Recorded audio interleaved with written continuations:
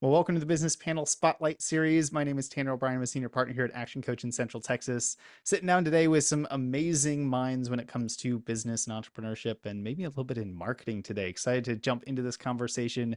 We'll start off with just a little bit of introductions of everyone, and then my senior partner, Jody, will take over kind of the rest of the conversation, the questions, things like that from there. But why don't we take, kind of 2-ish minutes each and just kind of give us the high level view of who you are and tell us a little bit about your business. Meg, why don't you kick us off? Kind of give us a couple minutes on tell us about you and your business. Sure. So I founded Megs Meg roughly a year ago, and it has been my brain baby for about 3 years. And it was basically brought about because I decided I wanted to work for a company that was everything right from all the other places I had worked and pull it all together.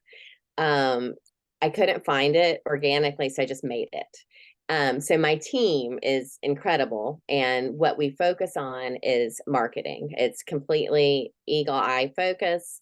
We do not go outside of that. We do connect our clients with other vendors, but we are focused on helping people start up with getting that idea into website, social media, but making it affordable for people, because you think of all those great ideas out there and the frankly type B people and things like that that just don't have the business acumen to bring it about, but also there's also a financial issue.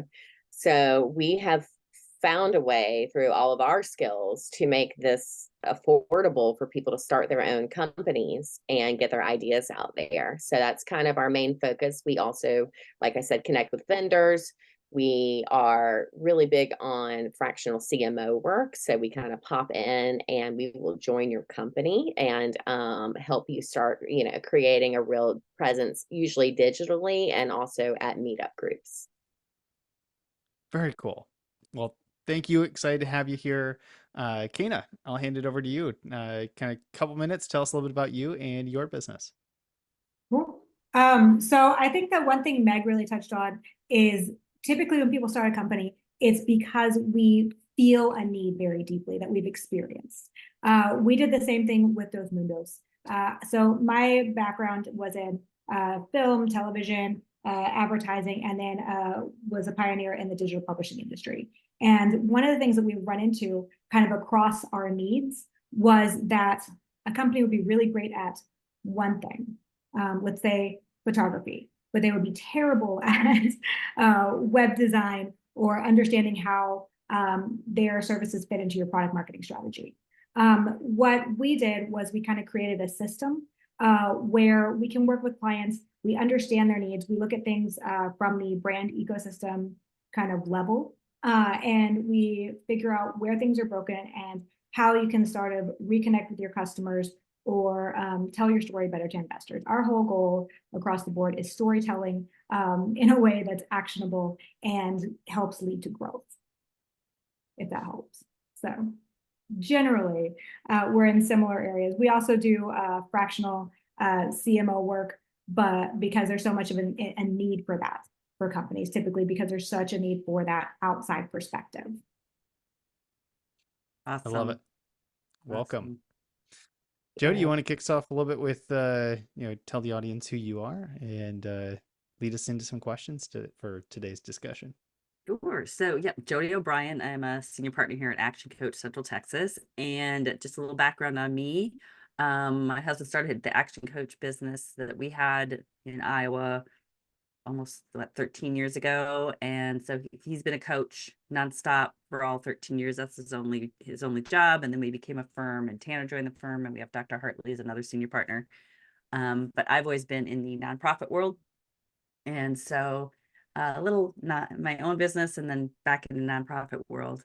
And so my pitter pat of my heart is working with nonprofits and trying to guide them in understanding the business side of the organization. And so, but yeah, I like when we decided to do this spotlight series and do the panels with women, it was kind of like fun because that's, I think, we have a different perspective of what's going on and how things are happening in companies. And so it's always fun to hear why, like, you all started your companies because of the need. And so yeah, so I'm just going to kick off with the question that talks like, what is your main role now, and was that your role when you started your company?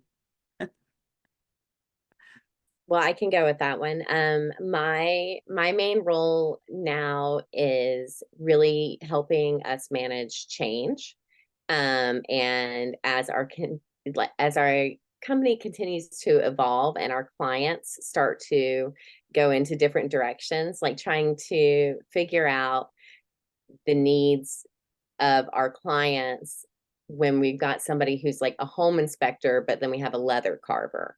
So we're just kind of broadening our team, and I am really helping in that instead of, designing workflows and the things that I was doing when I originally came in.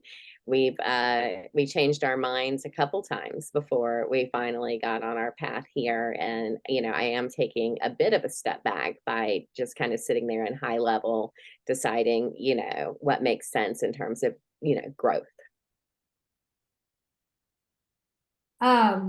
I think that's always an interesting question. I mean, ask me next week and it could be a little different, right? I've been running this business for 8 years. When I started, it was just me and a business partner, and now we have a full-fledged team. And depending on the week, I think that the role of the CEO is always to kind of step in and see where your team needs help. So I guess the biggest thing that I do is I'm a listener within my team, as well as kind of I do a lot of the fractional executive work, and then kind of help just guiding where people need to go. So I do a lot of probably, I think every CEO does a little bit of coaching at the end of the day. I'd like to say that's all I do, but it just depends. You need to be able to step in as needed and make sure that your team actually wants that help. So Yes, I can understand that. So kind of on that note, what is your favorite role in your company, the things you've done? You want to take that, Kana? Sure. I mean, my favorite thing is always doing the creative work. Figuring out, kind of looking at the problems that our clients have and seeing how we can solve it with creative storytelling, or improving the visuals of the company. So I really love the design and visual side more than anything. But it's about helping people at the end of the day. And if it's something we can do quickly and make people resonate with from an emotional level, that's what we want. I feel like I've personally taken a little bit of a step back from doing the thing that I enjoy the most. It is also the most time consuming. So the fractional CMO work for me was really enjoyable. I have kind of moved over to being our fractional CMO instead, and going to events to promote our brand versus our clients. And but I definitely love storytelling about how we came about and why we're here. And so our whole team is actually a background of matchmaking, online matchmaking. So it has a bizarre crossover and has made it, I mean, if you can imagine marketing humans to other humans for dating, marketing a company just is not nearly as hard. So we've got the you get some special ingredients, and it's the entire team has a background in that, and it's just been really cool. And I love going and telling people about how strange we are and how unique we are and what we bring to the table that you're just really not going to find somewhere else. I love that. That is very interesting. That's a whole nother, podcast. I'm very intrigued, very intrigued. So when you guys talk about your marketing, since that is what, I definitely would say this is going to be a marketing call and marketing podcast, is what is your philosophy behind marketing? Like when you're working with your clients, what are your philosophies that you feel are important for your clients to know? I can start on that. I think transparency is one of the biggest things for me to tell my clients about, like to really teach them that it is more important to be themselves and their product be what it is, instead of trying to be different, more like this, like the other thing, or hide your imperfections. So just really honest marketing, because people are so sick of getting this glossed over, touched up, kind of, bullshitty story about what products people offer. And in reality, every company is a little messy, right? But every company has its strength. So lean in on your strength, and don't, you don't have to gloss over everything. So I do truly believe that the transparency is a marketing tool because it's refreshing. It's funny, I would actually agree with you on that, Meg. I think that our industry gets a lot of flack for being kind of a snake oil industry, because people will say, I can 10x your results, I can do this, I can do that, just because they're trying to make a sale. And we aren't going to get in, like, we're not going to get into business with companies where we don't see that they can actually turn a profit because of the quality of the team and because of the quality of the product. And the whole reason that we do the fractional CMO work to begin with is because every founder needs a source of honesty within their team where there's no board members involved, where there's no internal office politics, where you can just have this one-on-one conversation. And somebody can, like, what we do is we talk to their different executive team members, we talk to their like even their social media managers at the lowest level, and we look at and we ask them as a person in a very confidential conversation, like, how do you feel things are going in your company? What could be better? And kind of bridge that gap between what people are afraid to say within the company, versus and what needs to be said. So I think, like, creating that level of transparency is huge. The other thing that we look at, and is a big, like, pillar of ours, is the level with the consumer. I mean, like 91% of women, since we're talking about it in the conversation, feel like brands don't get them, right? And women control 85% of the consumer spending power. So how much money are most companies missing out on in every ad, in every email, in every one-on-one outreach at a conference? They're just not resonating because they're trying to be something they're not. And so figuring out how to find your authenticity within the company translates to how you talk with your consumer and how you listen to them and make sure that you're communicating in a positive way that kind of helps you both grow at the end of the day. Because people want to buy something that they're emotionally attached to, that helps them feel like their future is going to be better because of. Yeah, totally agree. Solving problems is what it is, and you've got to be really upfront about what it is you're doing and how it's going to help.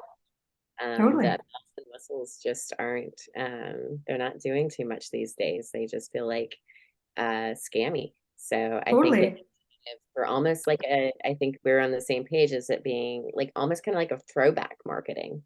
The CMO work and being out there in person instead of, an AI created ad.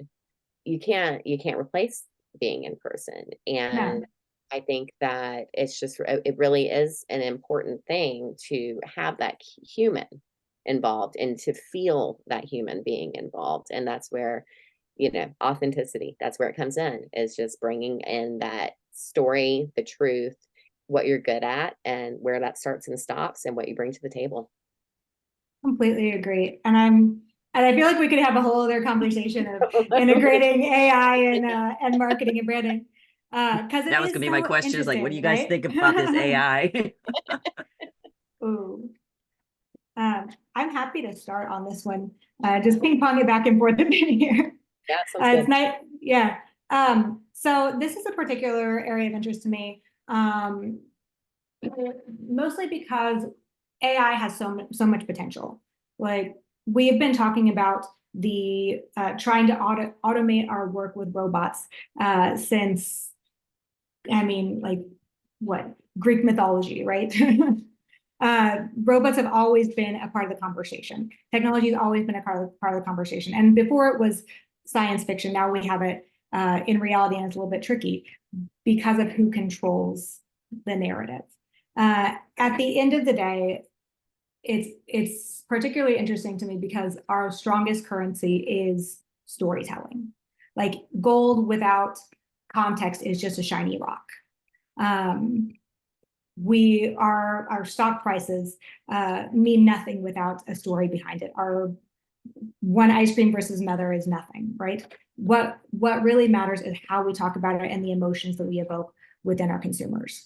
And right now, the hard part of the conversation is that robots aren't doing the back-breaking labor as much as they are the robots are becoming the artists and the painters of our time with DALL-E and Midjourney and Bard and ChatGPT and all of the tools for storytelling. But at the end of the day, humans really resonate with stories because they see themselves in it, right? Like how often, like why do we watch movies? Because we want that emotional connection, because we want to feel like somebody gets us.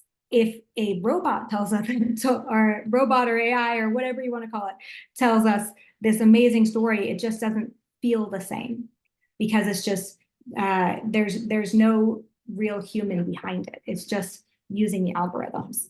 But the interesting thing about it is that because we have this,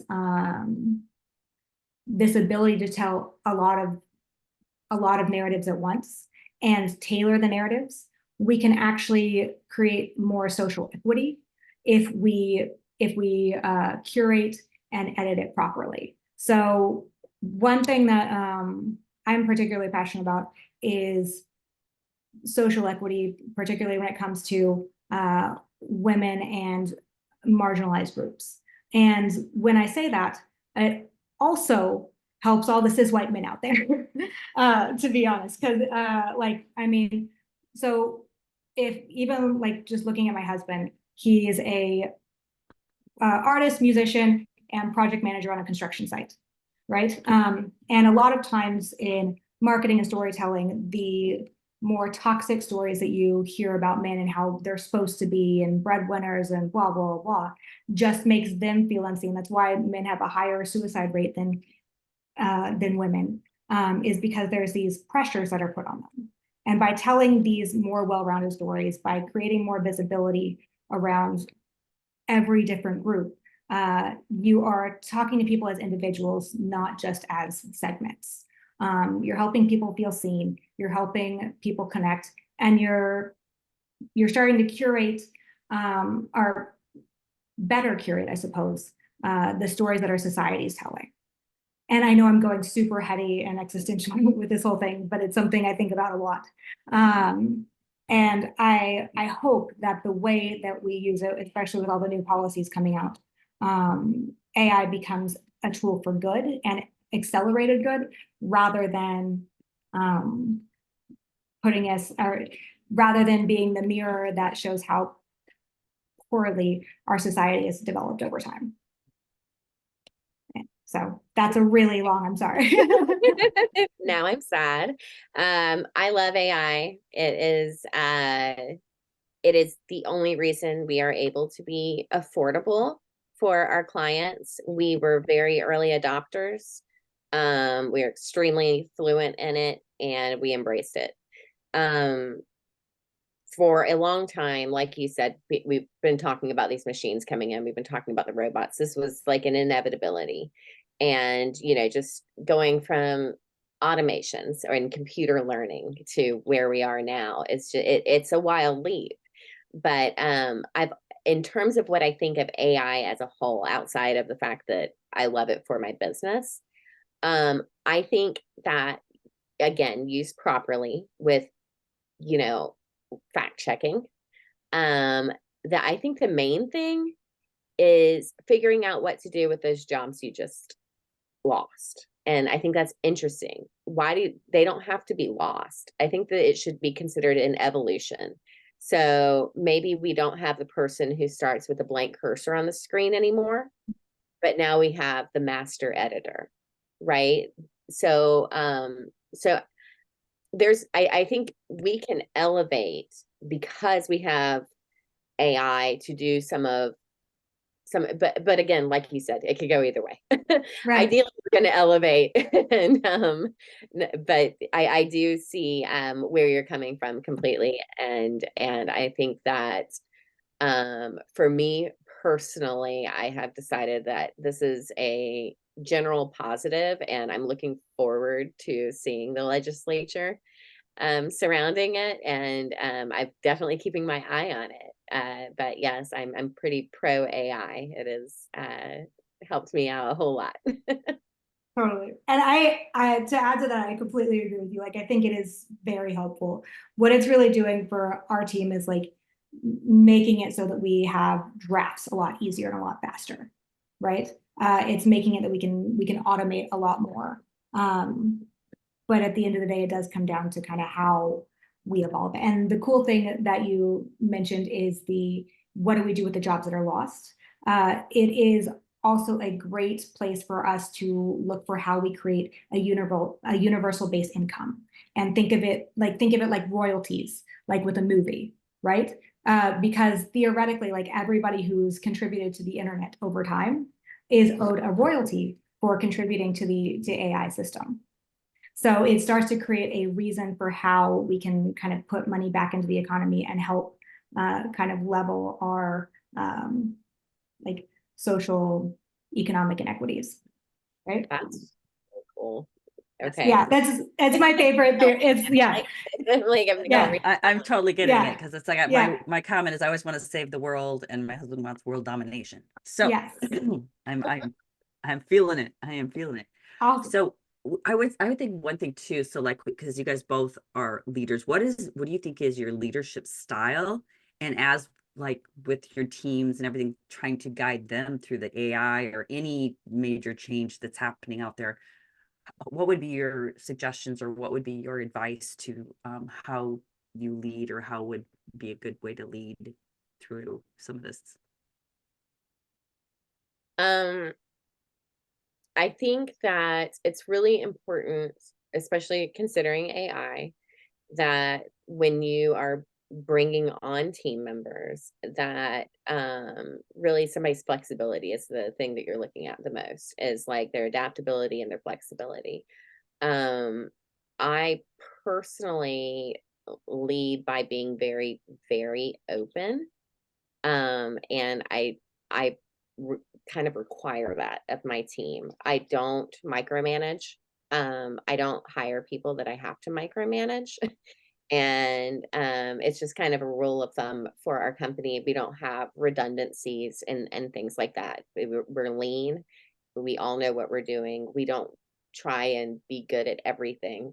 And I think that all of that's really important. And then as far as AI is concerned, I mean, everybody should be watching it. I expect my team to be educated in what's happening. I mean, we should all be paying attention. And if part of their job is about to turn into, something we can automate, obviously we're going to do that. That makes sense for us. So let's expand into some other area and create, something else.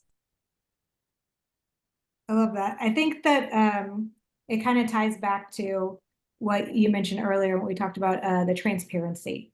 So I would say like transparency and leadership seems to be like top of mind for both of us with our teams.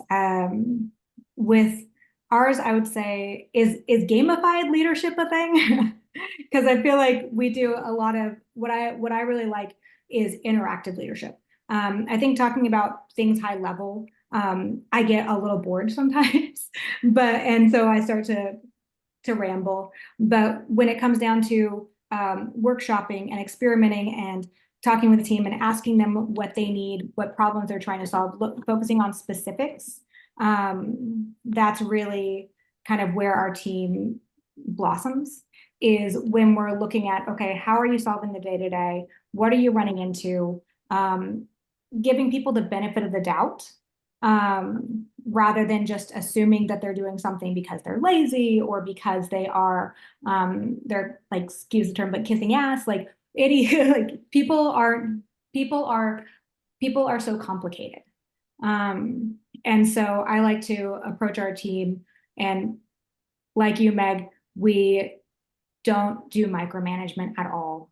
If somebody needs to be micromanaged, we're gonna use AI for their job, right? It's not how it's gonna work.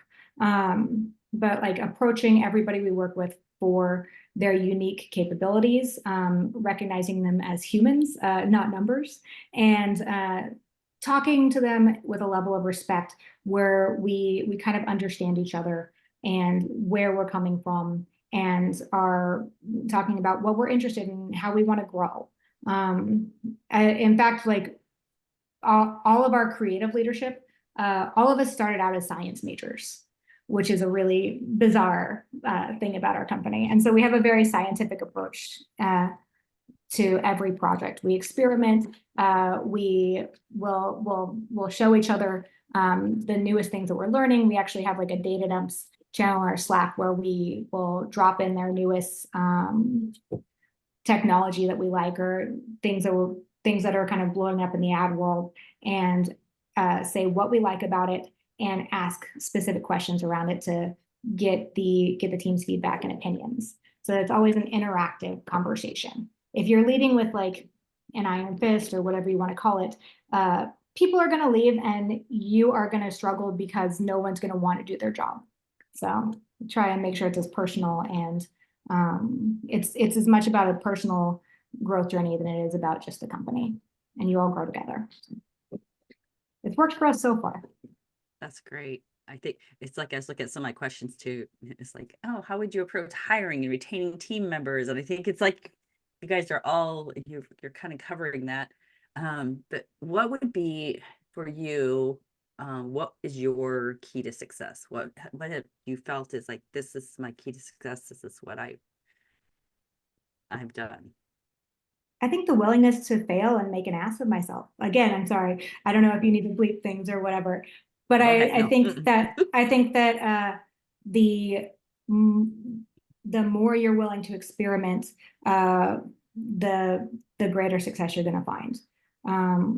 The more you are willing to put yourself out there and know that you're not going to have the right answers and flat out say that, the more other people are going to be open with you about where they're struggling. And I think there's a lot, the less things are hidden, the better a company becomes. Again, we're all going back to transparency, but that's also why women are such great leaders and have a much higher success rate. Yeah, I would say, I mean, transparency aside, because we obviously agree on that. I feel like I'm kind of like human glue. The thing that I think has made me successful is my ability to find out, to really discover what people not only are good at, but are passionate about, so that when they are contributing to Megs Meg, then they are doing it because they're great at it and they love it. But you have to have those feelings behind it, or else it's not going to be as good of a product. So being able to really get to know somebody and pick up on it fast is, I think, really been, I feel lucky to kind of have, I think it's a bit of a gift. Not to be snooty, but I do feel lucky that I connect with humans, and that I really enjoy finding out what's going to make them happy, and ultimately that makes the client happy. Love that. Love that. So should we do rapid fire? Is that where we're at in the timeline, Tanner, Mr. Timekeeper? Yeah, I think that would be good to respect everyone's time. Go through a couple kind of wisdom nuggets for the audience, throw a few of those out there. Joe, do you want to take them? Sure.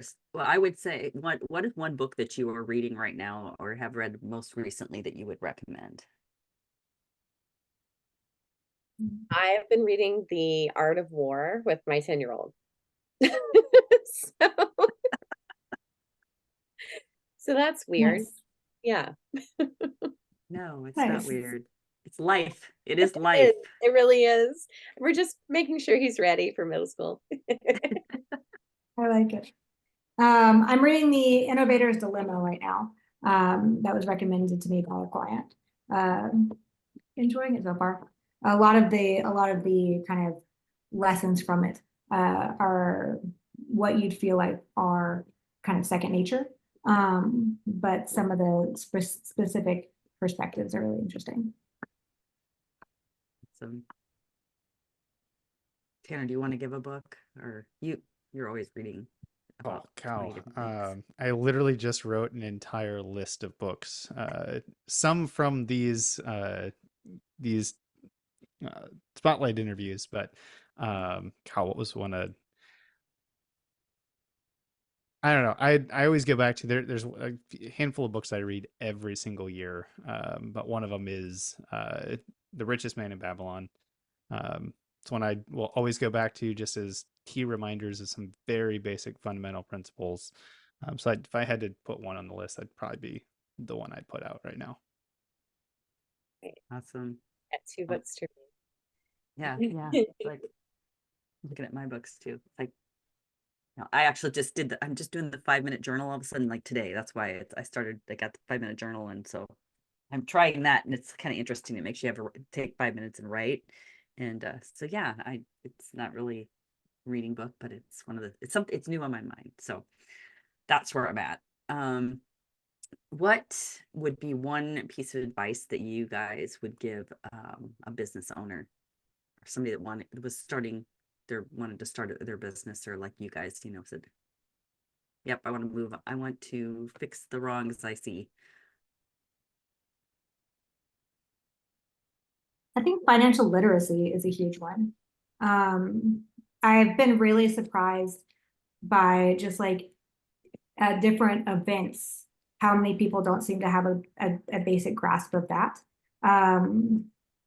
It's a big part of why we only work with companies who have gone through rounds of funding at a minimum, just because the financial literacy of a lot of people when they start out in business is really off. Understanding like who your audience is, where if there's a product market fit, if there's actually somebody out there that's not doing what you're doing.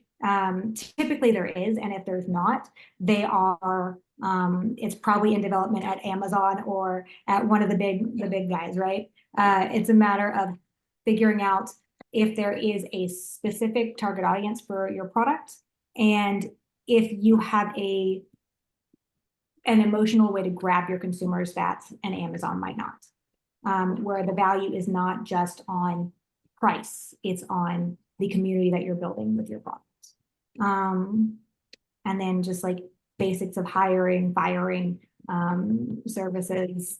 I mean, the whole enchilada. I think that's the biggest gap I see with new business owners. So for new business owners, I think that I would probably definitely advise knowing who you're going to be servicing. Are you going to do more product for less money, or less product for more money? And I think those are your two areas. And once you have selected that, there's a path. And then yes, you need everything that Kana said, all of it, all the things, but you're not going to have all the things, which is fine too. You just need to recognize your strengths, your weaknesses, and make sure you've covered everything, even if you haven't covered it by yourself. I think that's just what's super key, is being honest with yourself about your strengths. You should also probably like what you're going to do. Like, I think that's probably high priority, is caring about it. Like, I absolutely love my company and the people I work with, and I would not have it any other way. I'd rather just go work for somebody else than run a company that just made me dread going to work. But instead, I adore it. Awesome.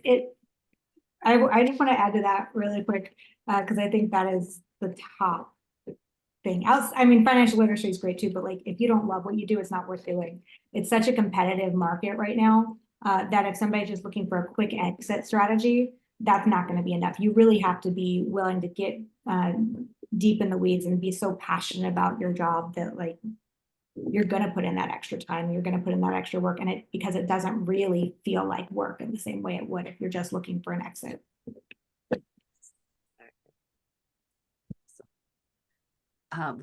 So is this, you want to wrap up, Tanner? You want me to do the like name and web, how to find them? And I can wrap it up. he, if you'd like he me to. has it, he's got it down, he's got it smooth.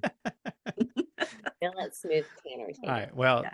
to wrap this thing up, then, for those that are watching this later on, that are in the audience, thought this was a phenomenal conversation, want to get to know the two of you a little bit better, understand more about the services that y'all provide, where can we advise them to go for a little bit more information and to make some connections? So you can find us on our website at www.megsmeg.com. Or shoot me an email to hello@megsmeg, or call me at 1-833-Megs Meg. That's incredible. Love it. It's a lot. Yeah, I'm impressed that y'all got the phone number. That's really good. Thank you. Yeah. That's really good. For me, I think people can reach out to me at Kana Lavolsi on LinkedIn, or go through our website at www.dosmundoscreative.com. It means two worlds in Spanish. So because we're all about bridging gaps and ecosystems and universe building. So hit me up there. Excellent. Well, I will make sure to put all of that in the video description below. So if you are watching this later on, please take a moment, pause the video, click on the links, check everything out, send a message and say, hey, saw you on the Business Spotlight. Absolutely amazing. Just wanted to say hi and connect. Really important to continue to do those things here in our local market. So please go connect with these amazing business leaders. With that kind of wraps up the conversation today. I want to say thank you again for joining and being a part of this conversation. It's been absolutely so much fun to hear all of the amazing things that are going through the creative minds of yours. And I just want to say thank you again for being here. Thanks for having me. Thanks for having us.